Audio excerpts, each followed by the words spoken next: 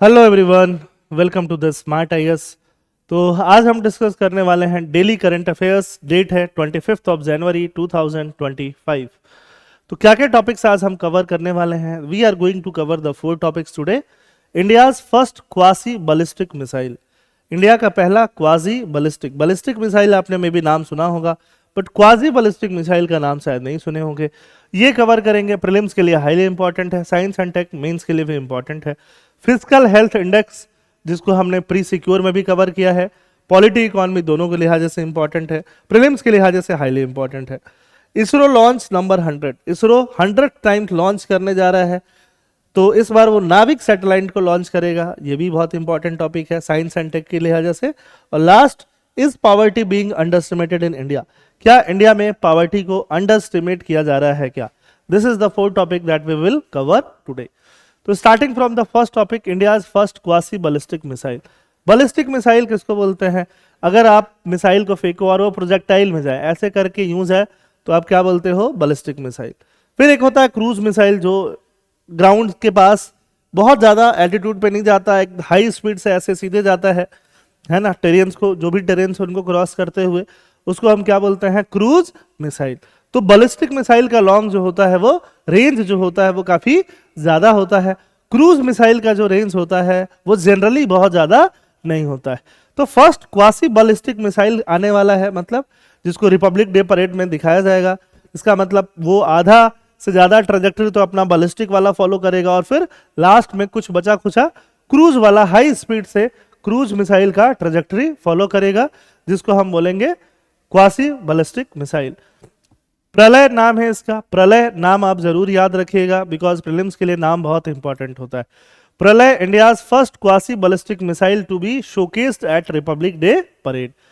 प्रलय क्या है? Pralay is a short range quasi ballistic surface to surface, जमीन से जमीन पे मारा जाने वाला मिसाइल। सॉलिड प्रोपेलेंट लगा होगा, रेंज 150 टू 500 किलोमीटर होगा। इसमें कन्वेंशनल वॉरहेड्स जो है रखे जा सकते हैं। मिसाइल का स्पीड जो होगा 6.1 मैक। एक मैक जो होता है स्पीड ऑफ साउंड के बराबर होता है। साउंड से 6 टाइम से भी ज्यादा स्पीड से ये ट्रेवल कर रहा होगा। It has the ability to change its path after covering certain range. Certain range cover करने के बाद पाथ चेंज कर सकता है। इवेडिंग इंटरसेप्टर मिसाइल, जो मिसाइल उसको इंटरसेप्ट कर रहे होंगे, है ना, उसको काउंटर स्ट्राइक कर रहे होंगे, उनको क्या कर सकता है? इवेड कर सकता है। ये सारा मिसाइल के बारे में, प्रलय मिसाइल।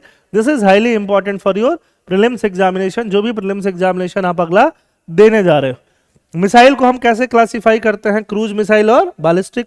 फिर surface to surface, ground to ground, है ना, एयर टू ग्राउंड, बहुत सारा इसमें क्लासिफिकेशन आ जाता है। क्या क्या हम फ्यूल यूज करते हैं उसके बेसिस पे, सॉलिड, लिक्विड, हाइब्रिड, है ना, बहुत सारा प्रोपल्शन का सिस्टम भी आ जाता है। शॉर्ट रेंज, मीडियम रेंज, कितना दूर मारना है, इंटरकॉन्टिनेंटल मतलब 5000 किलोमीटर का रेंज, अलग अलग रेंज भी इसमें आ जाता है। तो मिसाइल को हम टाइप के हिसाब से क्रूज और बैलिस्टिक, लॉन्च के हिसाब से surface to surface, surface to air, surface to sea, air to air, इन सब में कैटेगराइज करते हैं। एयर से एयर में ही मार रहे हैं। Range, short range, medium range, intercontinental और intercontinental missile, ballistic missile range. Propulsion, fuel के हिसाब से solid, liquid, hybrid, ramjet, scramjet और क्रायोजेनिक।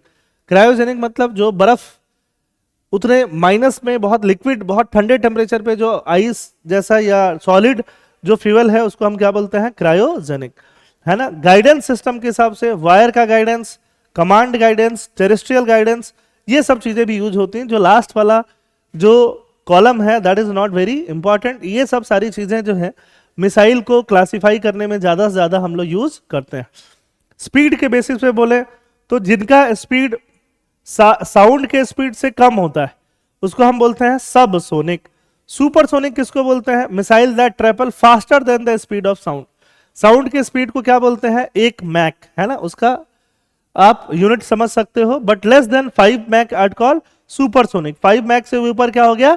हाइपरसोनिक। तो आपका प्रलय जो है वो एक सुपरसोनिक, सॉरी, हाइपरसोनिक मिसाइल यहां पे बनता है। हाइपरसोनिक में 5 मैक से ऊपर की वेलोसिटी या स्पीड होनी चाहिए, जो कि 6.1 है। बैलिस्टिक मिसाइल आपको बता दिया मैंने, क्रूज मिसाइल भी बता दिया। It is a guided missile used against terrestrial और naval target that remains in the atmosphere and flies that major portion of its flight path at an approximately constant speed. तो cruise missile, ballistic missile generally ऐसे जाता है, cruise missile तो अलग ऐसे path follow करता है। ठीक है, surface to surface, surface to air, ये सब हम लोग समझते हैं, बहुत ज्यादा डिटेल में उसको जाने की जरूरत नहीं है। स्ट्रैटेजिक इंपॉर्टेंट, इंटर कॉन्टिनेंटल, एक कॉन्टिनेंट एशिया से दूसरा कॉन्टिनेंट में अगर बहुत डिस्टेंस तक कोई मिसाइल जा सके, मतलब अगर बहुत दूर भी आपका एनिमी है वहां तक भी आप हेड कर सकते हो, तो इंटर कॉन्टिनेंटल मिसाइल का ये बहुत बड़ा फायदा होता है।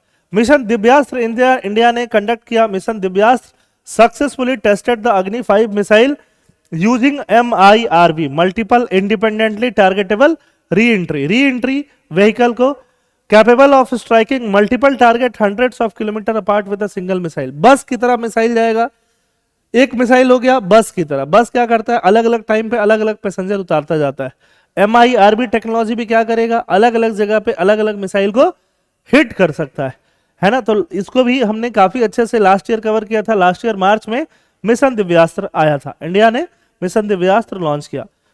ठीक है, सब surface ballistic nuclear, nuclear power submarine carrying and launching ballistic missile, एक ऐसा सबमरीन जो बैलिस्टिक मिसाइल को लॉन्च कर पाए। तो ये सारा जो है बैलिस्टिक मिसाइल के रिगार्डिंग हमारा स्ट्रेटजिक इंफॉर्मेशन है।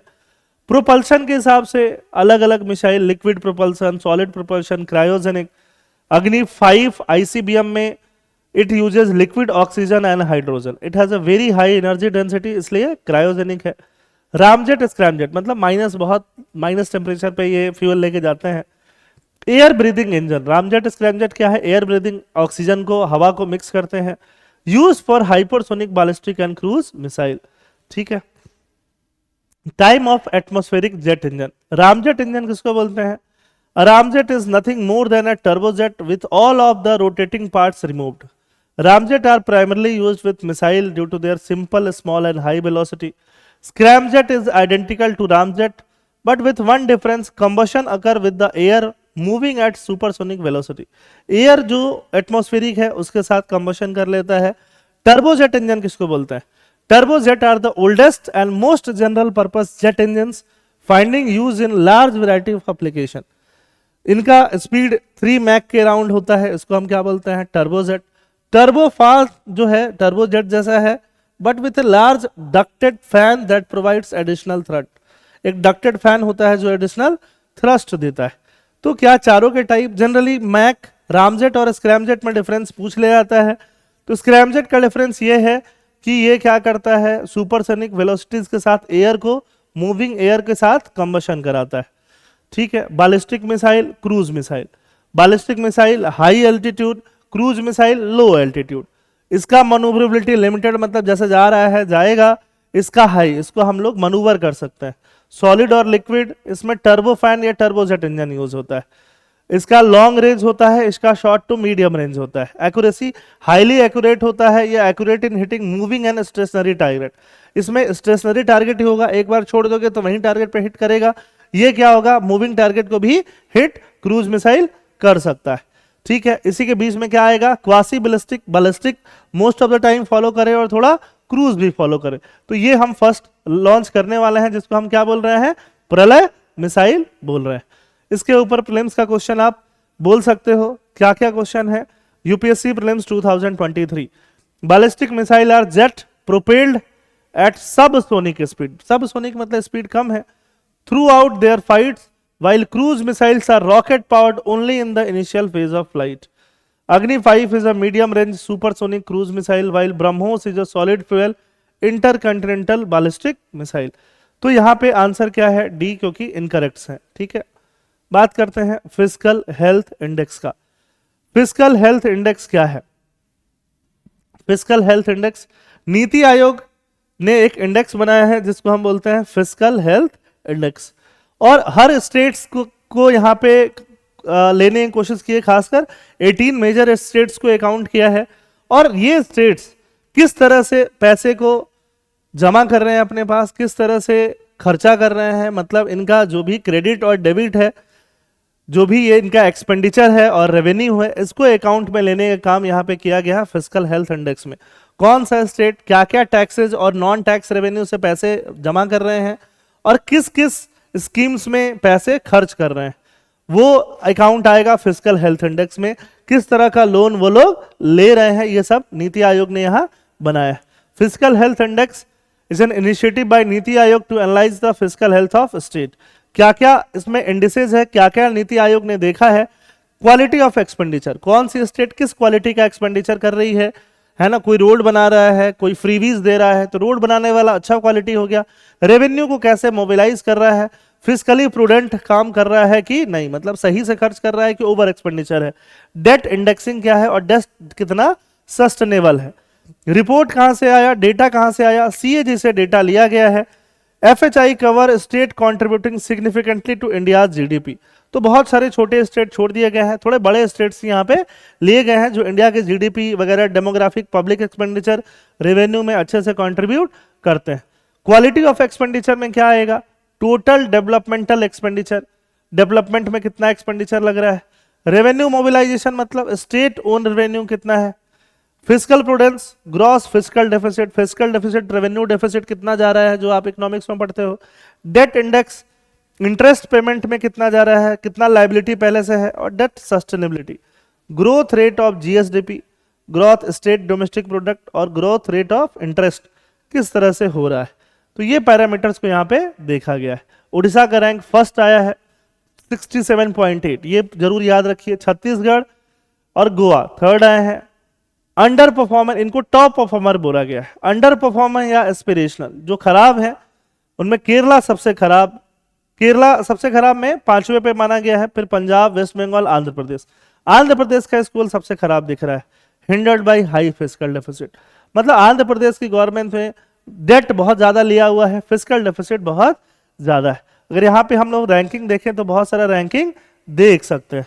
बिहार का पोजीशन 13th है, उड़ीसा का पोजीशन फर्स्ट है, छत्तीसगढ़ का पोजीशन सेकंड है। ऐसे करके यहाँ पे हम लोगों ने पोजीशन देखने की कोशिश करी है। बहुत सारे स्टेट के लिए यहाँ पे इंडेक्सेस नहीं आए हैं, बहुत सारे स्टेट्स को यहाँ पे नहीं इंक्लूड किया गया है। प्राइमरली नॉर्थ ईस्टर्न स्टेट्स को इंक्लूड नहीं किया गया है। मेजर सब इंडिसेस, क्वालिटी ऑफ एक्सपेंडिचर, किस क्वालिटी का एक्सपेंडिचर, रेवेन्यू का मोबिलाइजेशन, फिस्कल प्रूडेंस, ये सब तो मैंने आपको ऑलरेडी समझा ही दिया। रिकमेंडेशन क्या देती है नीति आयोग, रेवेन्यू को डाइवर्सिफाई करने का। State need to enhance their revenue base by tapping into non tax sources. State जो है नॉन टैक्स सोर्सेज, जहां ऐसे सोर्सेज जहां टैक्स नहीं लग रहा है, उन सोर्सेज को टैप करने की कोशिश करें। टैक्स कॉम्प्लायंस बढ़ाए, ज्यादा से ज्यादा टैक्स कॉम्प्लायंस, लोग टैक्स को फॉलो करें और टैक्स दें। Capital expenditure, prioritising investment in infrastructure, health and education, ऐसा नीति आयोग बोल रही है, मैं भी वही बोल रहा था। डेट मैनेज करें, adopting a comprehensive debt sustainability framework, और ट्रांसपेरेंसी रखें इन सारी चीजों में, ठीक है। ISRO launch number 100 times ISRO launch करने वाला है। इस बार इसरो क्या लॉन्च करने वाला है, नाविक सैटेलाइट लॉन्च करने वाला है।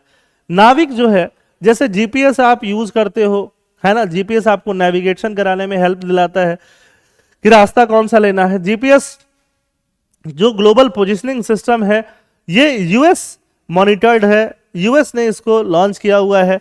सिमिलरली इंडिया में इंडियन गवर्नमेंट ने, इसरो ने जो सिस्टम बिल्ड किया है उसका नाम है नाविक। और नाविक प्राइमरली जब बना था तो इंडियन आर्म्ड फोर्सेस के यूज के लिए ज़्यादा उसको वो माना गया था कि इंडियन आर्म्ड फोर्सेस उसको यूज करें और अपने नेविगेशन में उसको ज़्यादा से ज़्यादा यूज कर पाएँ, सो दैट कि जो भी एनिमीज़ हैं या जो भी टेरिटरीज हैं उसके हिसाब से वो उसको फॉलो कर पाएँ। नाविक जब स्टार्ट हुआ था 2017 के आसपास, तो उसमें 7 सैटेलाइट को इसरो ने लॉन्च किया था। अब फेज 2 में वापस से और सैटेलाइट इसरो लॉन्च कर रही है। फेज 2 में एक सैटेलाइट 2023 में लॉन्च कर दिया है इसरो ने, ये दूसरा सैटेलाइट फेज 2 में इसरो लॉन्च कर रही है। और ये सैटेलाइट कहां से आएंगे, जियो सिंक्रोनस सैटेलाइट लॉन्च व्हीकल से लॉन्च किए जाएंगे। इसका नाम क्या होगा, NVS-02 सैटेलाइट। NVS-02 सैटेलाइट क्या है, NVS-02 will be the second satellite in the series of second generation navigation satellite and the 9th satellite in the navigation with India constellation। 9th satellite है नाविक का। नाविक पहले कितने सैटेलाइट लॉन्च कर चुका है, 7, और फिर सेकेंड टाइम जब लॉन्च करना स्टार्ट किया उसमें इसका ये सेकेंड सैटेलाइट है। लॉन्च व्हीकल प्रीलिम्स के लिए इंपॉर्टेंट होता है GSLV Mark 2। NVS-2 will likely have two kinds of payload, एक नेविगेशन पेलोड, एक रेंजिंग पेलोड। अब सेकेंड जनरेशन सैटेलाइट का सिग्निफिकेंस क्या है? Interoperability with other satellite based navigation system. बाकी सैटेलाइट बेस्ड नेविगेशन सिस्टम से क्या रखेगा? Interoperability. Second generation satellite have a much more robust encryption system to keep all communication completely secure. अभी वाले जो satellite हैं उनमें encryption system ज्यादा बेटर है कि सेफ्टी और सिक्योरिटी ज्यादा अच्छे से रह पाए। This satellite will have a longer missile life. इनका लाइफ जो है 12 ईयर है। फर्स्ट जनरेशन वालों का सिर्फ कितना था? 10 ईयर था। एडिशनली इन सैटेलाइट में रुबिडियम एटॉमिक क्लॉक यूज हो रहा है ना, rubidium atomic clock. This is very important, this can be directly asked in your prelims examination. Atomic clock are highly accurate और स्टेबल क्लॉक होते हैं with error of less than 10 nanosecond. उससे भी कम का इनके पास क्या होता है? एरर। तो एटॉमिक क्लॉक अपने आप में इंपॉर्टेंट है, उसमें भी रुबिडियम एटॉमिक क्लॉक इसमें यूज हो रहा है। नाविक के बारे में मैंने आपको बता ही दिया। NavIC, these satellite are located in the geostationary and the remaining 3 satellite को जियो स्टेशनरी ऑर्बिट में रखा गया और रिमेनिंग 4 को किस में रखा गया? जियो सिंक्रोनस ऑर्बिट में रखा गया है। जियो स्टेशनरी क्या होता है? अर्थ के साथ साथ जो स्टेशनरी रहे, अर्थ ऐसे ऐसे रोटेट कर रहा है ना, या मान लो जैसे भी, तो अर्थ के साथ साथ वो सैटेलाइट भी ऐसे ऐसे रोटेट करे, ठीक है, तो उसको क्या बोलते हैं? जियो स्टेशनरी। कि जब भी आप अर्थ से देखो तो सैटेलाइट वहीं पे दिखे, उसको क्या बोलते हैं? जियो स्टेशनरी। और अर्थ के साथ सिंक्रोनस मतलब 24 घंटे में वो पूरा घूम जाए तो क्या बोलते हैं? जियो सिंक्रोनस। सिंक्रोनस मतलब अर्थ के एकदम एग्जैक्ट ओवरहेड पोजीशन होना जरूरी नहीं है, पोजीशन डिफरेंट हो सकता है, बट 24 आवर में एक रोटेशन कंप्लीट हो जा रहा है, उसको क्या बोल देंगे? जियो सिंक्रोनस। ठीक है, तो ये सारी चीजें हैं। नाविक जो है इंडिया के एरिया से 1500 किलोमीटर स्क्वायर, है ना, 1500 किलोमीटर स्क्वायर तक ये जाता है। विथ पोजीशन एक्यूरेसी किसका है? 20 मीटर्स तक का एक्यूरेसी देता है। टाइमिंग एक्यूरेसी 50 नैनोसेकंड का देता है। और किसने बनाया है? इसरो ने बनाया है। बाकी कंट्रीज, यूएसए का जीपीएस है, रसिया का ग्लोनास है, चाइना का बिडोऊ है, यूरोपियन यूनियन का गैलीलियो है। ठीक है, जियो सिंक्रोनस और जियो स्टेशनरी सैटेलाइट के बीच में मैंने आपको डिफरेंस बता दिया कि क्या डिफरेंस होता है। कहाँ कहाँ यूज किया जा सकता है?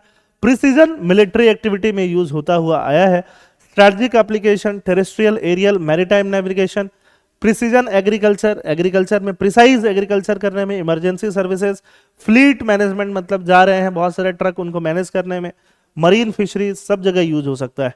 2018 में, क्योंकि ये बहुत ही इंपॉर्टेंट डेवलपमेंट था, तो यूपीएससी ने मेंस का क्वेश्चन पूछा। ऐसे क्वेश्चन प्रेडिक्टेबल होते हैं, मतलब ऐसे टॉपिक बहुत इंपॉर्टेंट होते हैं, इन पे क्वेश्चन आना ऑलमोस्ट फिक्स होता है। Why is Indian regional navigation satellite system needed? How does it help in navigation? Indian regional navigation satellite system क्यों चाहिए था? कैसे वो नेविगेशन में हेल्प करेगा? तो 2018 में मेंस में क्वेश्चन आया था और मेंस के साथ साथ प्रीलिम्स में भी क्वेश्चन आया था। प्रीलिम्स पहले हुआ था, है ना। With reference to Indian regional navigation satellite system consider the following statement. IRNSS has 3 satellite in geostationary and 4 satellite in geosynchronous. ये सही था। IRNS cover entire India and about 500 square kilometre beyond its border. तो border की beyond सिर्फ 1500 square kilometre जो है वो cover करता है, तो ये स्टेटमेंट गलत था।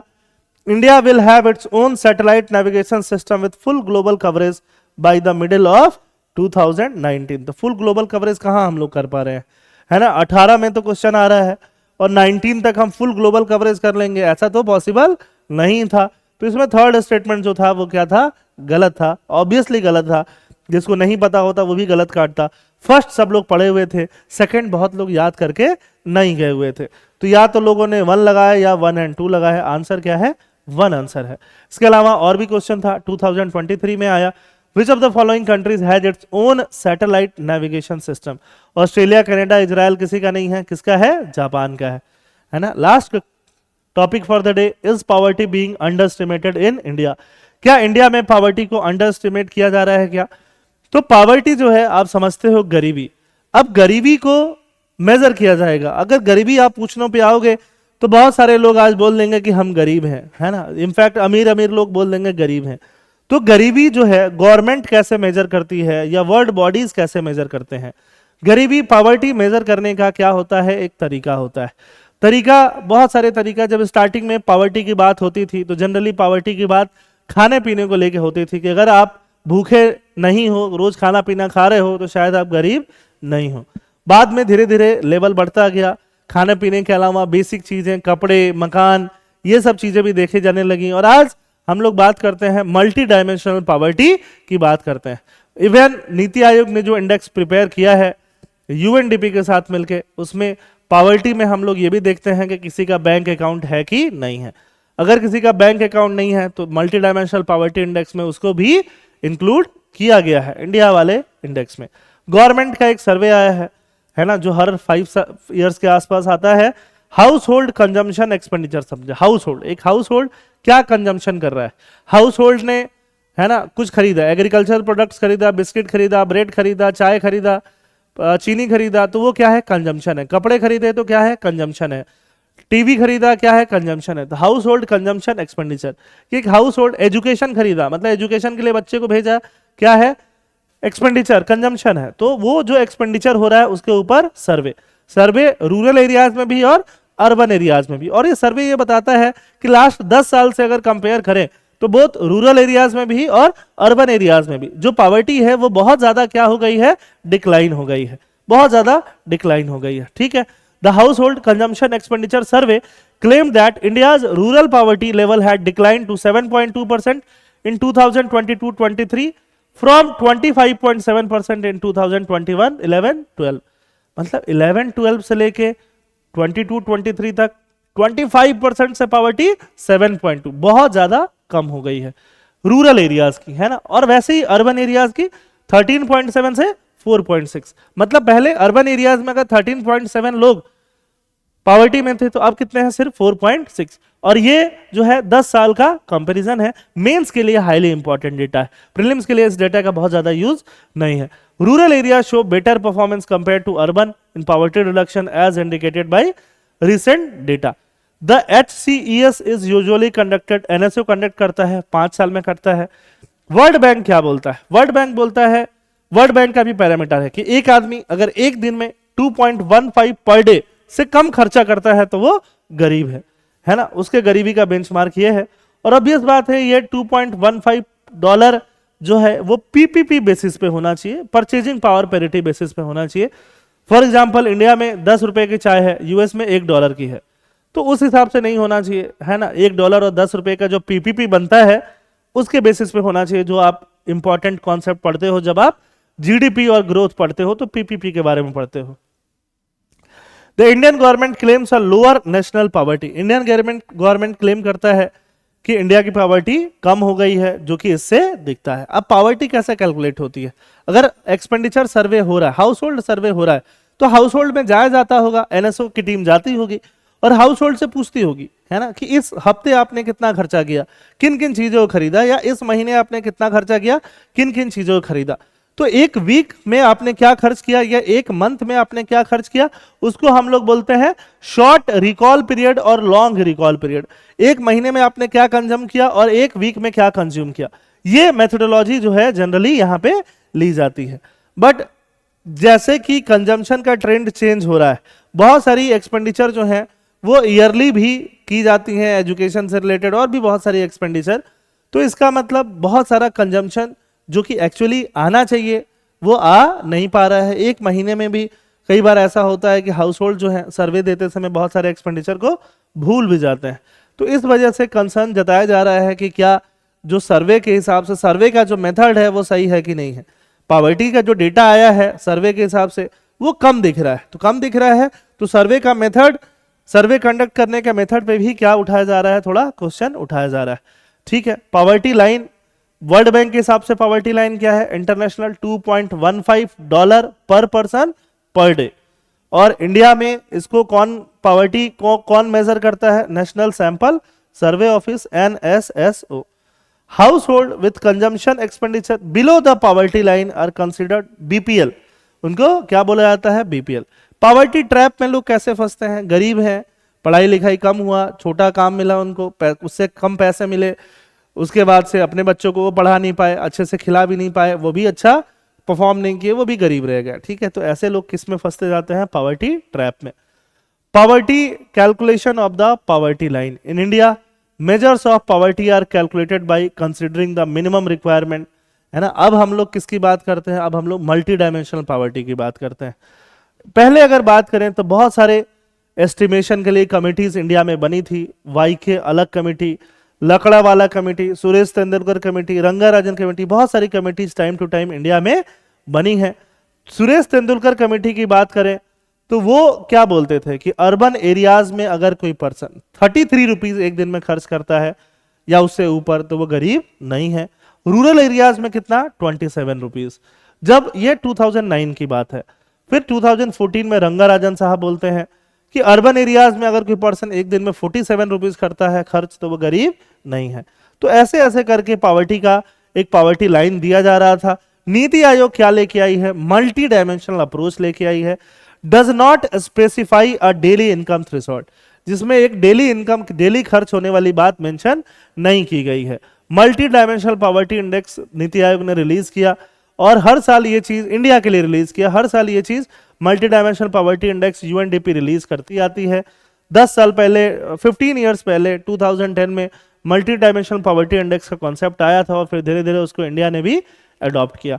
मल्टी डायमेंशनल पॉवर्टी इंडेक्स में हेल्थ, एजुकेशन और लिविंग स्टैंडर्ड देखा जाता है। लिविंग स्टैंडर्ड में water, electricity, housing, sanitation, India में even bank account, school attendance, ये सब सारी चीजें देखी जाती है। Nutrition, child mortality. डेटा कैसे कलेक्ट होता है? डिजिटल टूल, अगर हम डेटा कलेक्शन को इंप्रूव कर दें, डिजिटल टूल्स को यूज करें, रियल टाइम डेटा अगर गैदर होने लगे, है ना, सीजनली की जगह अगर और ज्यादा से ज्यादा हम लोग सर्वेस करा पाए, अलग अलग सीजन में सर्वे करा पाए, तो ज्यादा से ज्यादा एक्यूरेट और अच्छा डेटा मिलके आएगा, जिससे पॉवर्टी का एस्टिमेशन और बढ़िया होगा।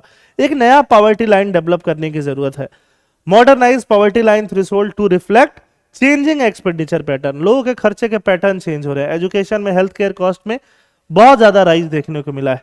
रीजनल डिस्पेरिटीज बहुत है लिविंग कॉस्ट के बीच में। सोशल सेफ्टी नेट बढ़ाने की जरूरत है। सोशल सेफ्टी नेट मतलब आयुष्मान भारत, मनरेगा, ऐसे स्कीम्स को बहुत ज्यादा, नेशनल फूड सिक्योरिटी एक्ट, ऐसे स्कीम को बहुत ज्यादा इंक्रीज करने की जरूरत है। अगर मैं कुछ स्कीम्स की बात करूं जो गवर्नमेंट लेके आई है, जो डायरेक्टली या इनडायरेक्टली पॉवर्टी रिडक्शन का काम करती हैं। फॉर एग्जांपल मनरेगा, मनरेगा से क्या मिलता है? रूरल लोगों को रोजगार मिलता है, रोजगार मिलेगा तो पॉवर्टी कम होगा ही। पोषण अभियान, उससे न्यूट्रिशन, न्यूट्रिशन से बच्चा क्या होगा? हेल्दी होगा, हेल्दी होगा तो दिमाग अच्छा होगा, अच्छे काम करेगा, पॉवर्टी से बाहर निकलेगा। स्वच्छ भारत मिशन, स्वच्छ भारत मिशन से भी सैनिटेशन, सैनिटेशन से क्या होता है कि लैट्रिन टॉयलेट बना हुआ है, बहुत सारी डिजीज बच्चों को नहीं होंगी, फिर उनका हेल्थ अच्छा होगा। हेल्थ डायरेक्टली पॉवर्टी से रिलेटेड रहता है। जल जीवन मिशन, ये डायरेक्टली या इनडायरेक्टली जो है पॉवर्टी को कम करने का काम करते हैं। ठीक है, तो आई होप आज का करंट अफेयर्स आपको समझ में आया होगा। थैंक यू, जय हिंद।